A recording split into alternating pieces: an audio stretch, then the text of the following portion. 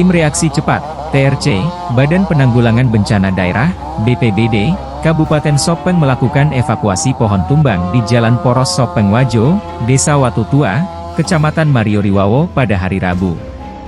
Kepala Seksi Kedaruratan BPBD Sopeng, Akbar Sirajid, menyatakan bahwa TRC dibantu oleh personel TNI, petugas PLN, dan warga setempat dalam memindahkan batang pohon yang menghalangi jalan. Pohon berukuran besar jenis sengon tumbang di tengah jalan, menyebabkan kemacetan panjang. TRC BPBD Sopeng segera merespons kejadian tersebut dan tiba di lokasi untuk melakukan evakuasi. Dengan menggunakan 3 gergaji mesin kayu, tim berhasil mengevakuasi pohon yang tumbang dan menghalangi jalan. Upaya ini dilakukan dengan cepat dan terkoordinasi untuk memastikan lalu lintas dapat kembali normal sesegera mungkin.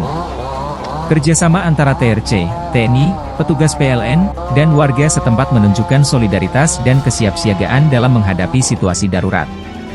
Meskipun pohon tumbang ini menyebabkan gangguan sementara, evakuasi yang dilakukan dengan cepat berhasil mengatasi masalah dan memulihkan kondisi jalan. Kami dari TRT Penanggulangan Bencana Kabupaten Sopeng bersama dengan Babinsa, aparat desa,